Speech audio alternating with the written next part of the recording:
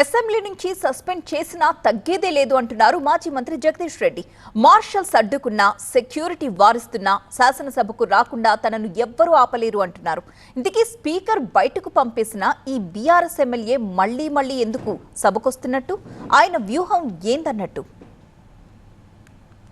Governor ప్రసంగానికి ధన్యవాద తీర్మానంపై చర్చ సందర్భంగా స్పీకర్పై అనుచిత వ్యాఖ్యలు చేశారనే కారణంతో ఈ సెషన్ మొత్తం శాసనసభ నుంచి సస్పెండ్ అయ్యారు మాజీ మంత్రి జగదీష్ రెడ్డి.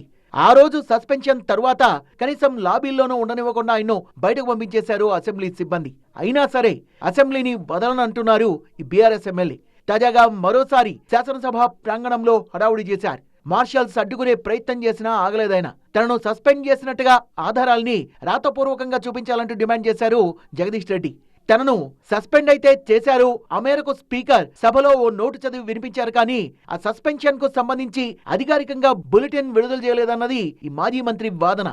అసెంబ్లీకి సంబంధించిన ఏ ప్రాక్టీస్ కైనా ఒక అధికారిక బులెటిన్ విడుదలవుతుంది, కానీ జగదీష్ రెడ్డి సస్పెండ్ అయ్యి ఎన్ని రోజులైనా దాని మీద ఎలాంటి బులెటిన్ కానీ వివరాల్ని కానీ అసెంబ్లీ వెబ్సైట్ లో పెట్టడం కానీ జరగలేదు. దీంతో ఇదే విషయమై బీఆర్ఎస్ ఎమ్మెల్యేలతో కలిసి స్పీకర్ గడ్డం ప్రసాదరావుని కలిశారు. కావాలనే తన సస్పెన్షన్ పై బులెటిన్ విడుదల చేయలేదని ఆరోపిస్తున్నారు జగదీష్ రెడ్డి.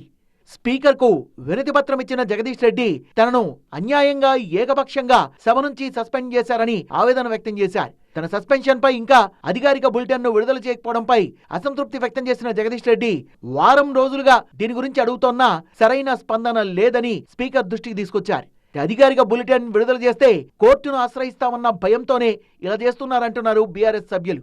మరి స్పీకర్ ఆజ్ఞల్ని కాదని మాజీ మంత్రి మళ్లీ ఇలా సభకు రాకుండా అసెంబ్లీ వర్గాలు అధికారిక బులెటిన్ విడుదల చేస్తాయా లేదా అన్నది చూడాలి.